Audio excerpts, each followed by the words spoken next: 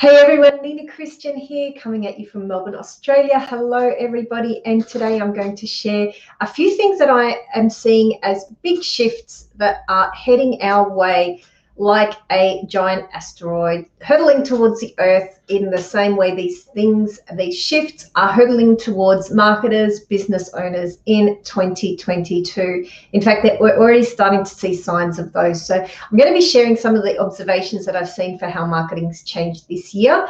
The one biggest shift that I'm seeing for 2022, which is already starting to happen, but it's really going to ramp up next year, and it is going to change everything and what you can do to be prepared for that, to be ahead of it, and to future-proof your brand into the next year. So it's no surprise that things are changing so rapidly around us. Every week there's another announcement that seems like, oh my gosh, this could be the game changer. Like when we hear Mark Zuckerberg talking about shifting the focus from Facebook to the metaverse, there are so many AI apps and ways of doing marketing and content and all sorts of things that are just upending, traditional ways that brands have engaged. And we won't even go there with remote working and teams and accessibility and the global workforce. So just about everything has changed. But what hasn't changed, but the way that it's going to happen is changed, is the need to be found and the need to build connection and credibility with the people that you want to serve hasn't changed. So that's what we're talking about today. And if you don't know me, my name is Nina Christian. I'm a marketer of, many moons, who helps business owners, thought leaders, and experts position themselves as an authority or an expert in their field, but do it in a way that helps them truly connect with the people that they most want to serve, so that they are positioned as not just another choice, but the premium choice. So people will work with me when they want to be the aspirational choice in their brand, and I help them position themselves to do that. So that's where we are coming from. So in the last few years, well, not even in the last few years, in the last few months, let's just talk about some of what 2021 has brought, marketers and society generally. First of all, we've had cancel culture on steroids. These are all things, I'm kind of coming at these through a marketing lens. So yes, some of them are societal things, but they are all affecting marketers and marketing in a pretty big way. And anybody who's a business owner or marketing yourself, these things apply, because you might not be a professional marketer, but you are in the business, if you're running a business, of marketing your business. And if you are even if you have a corporate brand and you're a professional service or something like that, and you have a corporate logo, people these days more and more want to know the person behind the logo and what they stand for. So you are in the business of, being a brand yourself as a founder or someone. That's another topic for another time. We won't go there too much, but I'm just going to touch on that just to say it's relevant. So cancel culture has been a big thing affecting marketers. People's inboxes are flooded. Increasing number of emails go to spam, go to promotions tab, go to whatever other tabs people have out there. iOS has even introduced privacy, so people can't even see exactly who's opening their emails anymore. So a metric that people had relied on for a long time has changed. Obviously, the privacy account, the privacy updates that Apple have introduced have changed online advertising as we know it. That is a trend that's going to continue. A lot of people getting their Facebook ad accounts, Instagram accounts blocked or banned, sometimes for good reasons, sometimes for no reason, but at the end of the day, it still affects the business. Ad costs are skyrocketing with the proliferation and number of people online. Organic reach on all the major social platforms is diminishing as people are, attention span is, all over the place, and there is just a flood of people going online. Not to mention Zoom fatigue. So I think everyone's done with that. And it seems like everybody and their neighbour's cat is starting an online business. I'm sure you've seen that. So unfortunately, the online business space has somewhat become the domain of a lot of, seemingly multi-level marketing type people, kind of very meta, teaching people to teach people to teach people to, make money and market themselves. So that is not what marketing is about. If you thought that's what marketing is, it isn't. However, a couple of the other things that we have to contend with as marketers is the number of tech, solutions that are changing the landscape on a daily or weekly basis, from, savvy ways to shortcut on copywriting and graphic design and all the rest. These things are good, but when they become commoditized, it raises the bar for everybody and the standard goes higher. And final two things that people have, I feel have really affected the way people need to do marketing this year, is compassion fatigue, because there have been so many global events, so many local events that have, not to mention, lockdown and pandemic, but even cultural and societal things that have, tugged on people's heartstrings, that have inspired them to take action. But as a result, a lot of people are having that compassion fatigue. And all of those things above that I've just mentioned in the last couple of minutes are contributing to online fatigue. And there is going to be a really big consequence for that moving into next year, which I've started to see inklings of at the moment. I work with a lot of people in the online and digital business space, a lot of people in the marketing space, many of whom are very, very successful and well-known names that have built entire empires out of social media. And what I'm seeing is that a lot of people are actually choosing to pack up and leave and switch off in droves.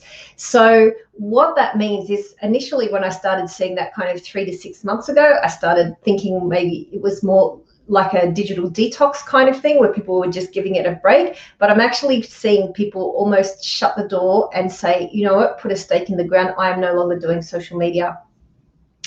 That's a trend that I've started to see, and I do think that that is going to happen more and more next year, where as people become overloaded with all of these different things that I've mentioned, the personal effect is going to be just to shut down and switch off and focus on the things that matter. And a lot of that is not going to fall into the category of consuming, maybe well-intentioned marketing information online. So what's a marketer to do? What's a marketer to do when it seems like half of social media is, in 2022 potentially going to go offline? On the one hand, we have people dialing down their attention and their appetite for what's on social media. But on the other hand, we have a flood of new people entering the marketplace, not as consumers, but as creators and as people who are promoting something, trying to sell themselves, trying to market themselves, promote something. And what is that going to do to the already crowded market space? It's going to mean it's harder to get heard. It's harder to get seen using what has been basically like the golden era of social media marketing, getting a message out there quickly for the last 10 years. So, you've probably heard about the Great Resignation and what that's going to mean. Well, that's going to be a global phenomenon. I'm in Australia, and I know it's being very much led by talk out of the United States, which from a pandemic perspective are a little bit ahead of where we are. We've started, increasingly frequent talk about it here as well. And what that's the impact of that is going to be obviously huge at many levels of society. But if I can dial it into what it means from a marketing perspective, it means that more of those people are going to give up their very, well, I wouldn't say lucrative, because if they were lucrative, they would not necessarily be wanting to leave them if they were that fantastic. But, high paying, very smart, clever people, great jobs. People don't want to slave for 12 hours a day at a bank anymore, but they are incredibly smart and intelligent, and they're going to look for other ways to apply their skills, and many of them are going to turn to the online arena and be starting things, and many of them will be very successful as well. But what that's going to mean is that there's going to be increased a competition for attention in the marketplace.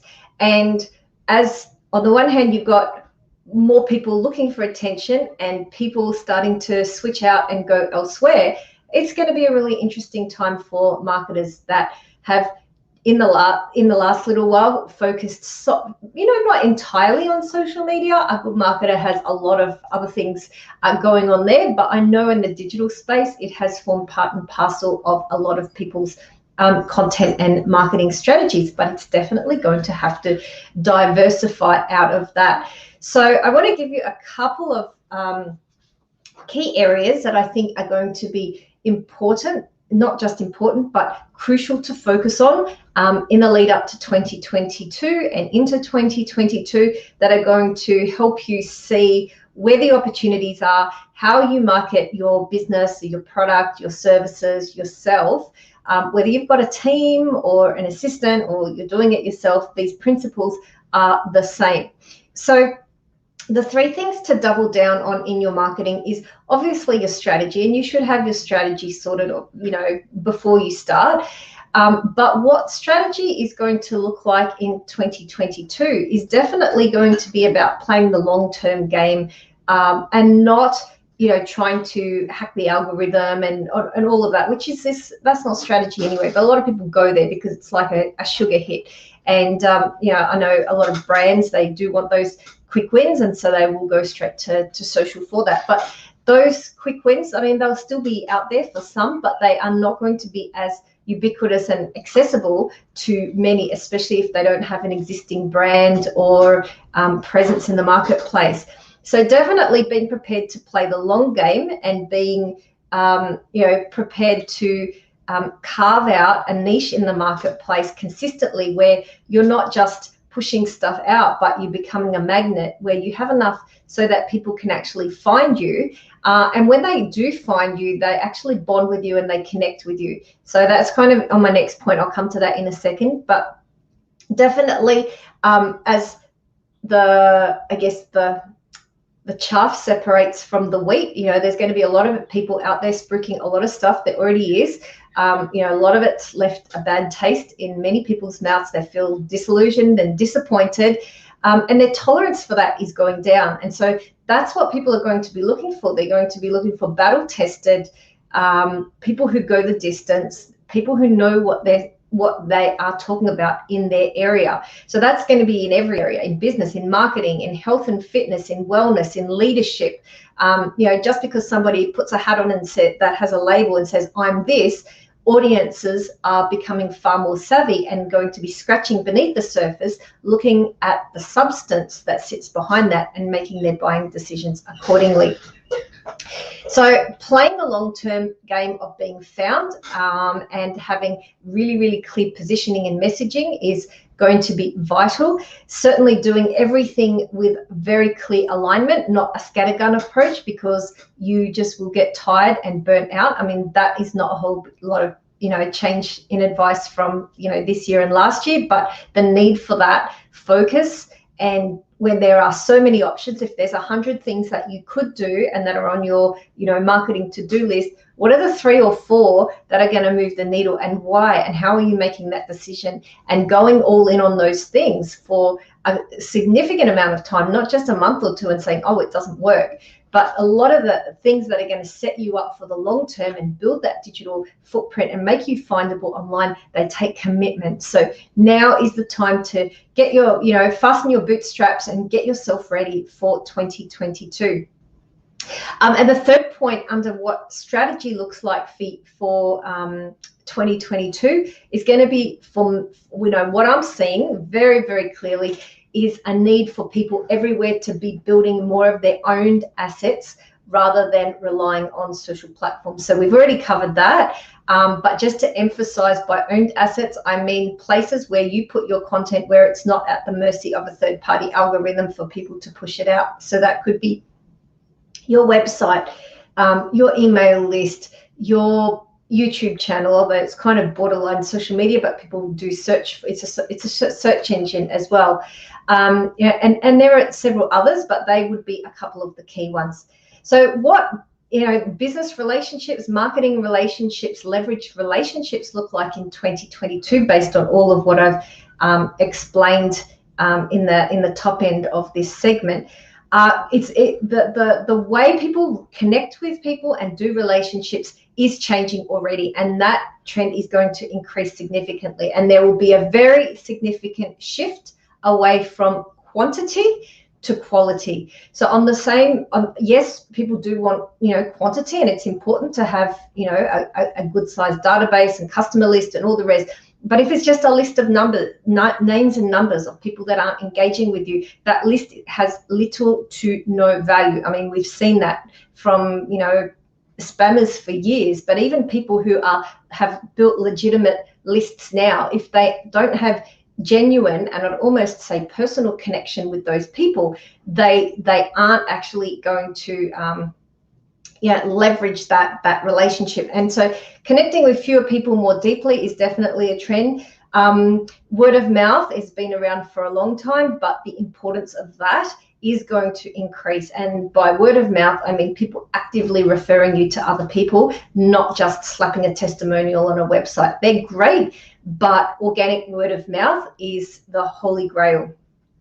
And then the other trend that I see in relationships happening in 2022 is really around small ecosystems forming of complementary providers that serve a similar group of people. So in the health arena, we have allied health professionals, where you kind of have, everything under one roof, and they're separate businesses, but they, referring and supporting each other, because people generally need a range of services. They need a GP, they need pathology, they need physio, they need a podiatrist, they need, a massage or whatever it is. And so they will kind of coexist within this ecosystem.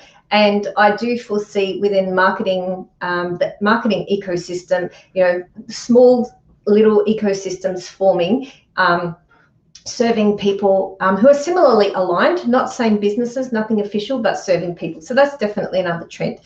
So the final thing that is definitely going to be a differentiator amongst other people is the level of authority and credibility they have, because that's what people will be looking to as they scratch the surface, but as they scratch beneath the surface. So just having a glance at an Instagram profile or a website or something like that, which, it potentially could be, just put up there and made to look good, but people want to know what's behind that. And they will dig deeper and see, is this person really legit?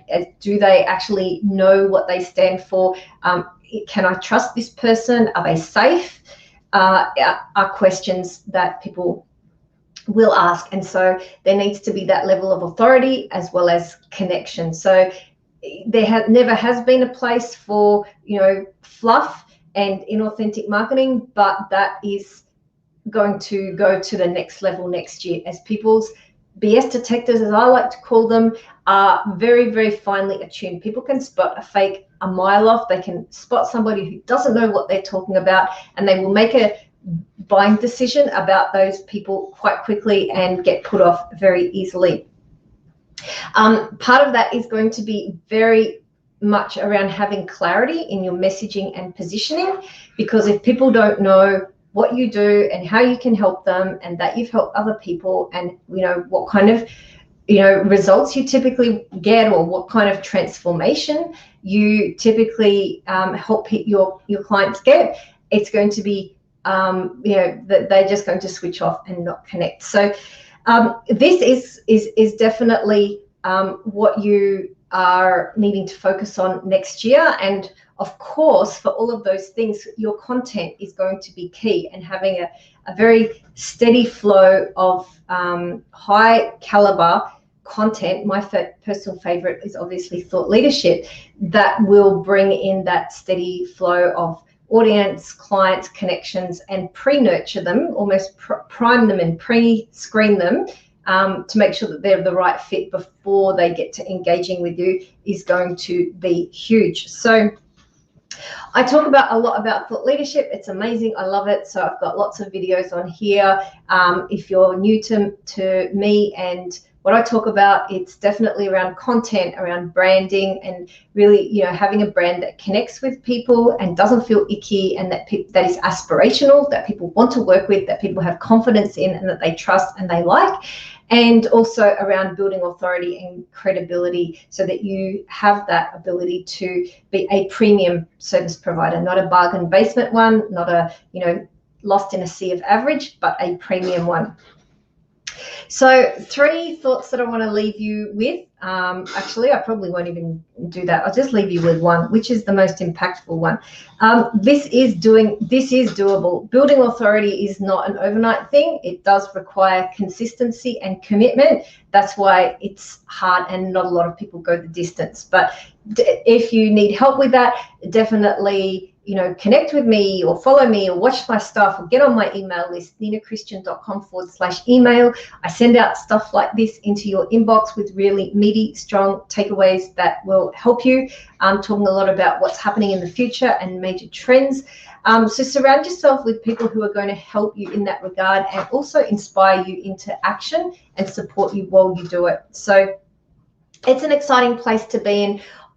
For all the, the negative potential things that a lot of these trends bring, I see so much positive, because I feel like our industry, as in the marketing industry, and especially the online space, has started to become a bit cluttered, crowded, and icky in the last few years. And I think that we're going to see a little bit more of that before it gets better.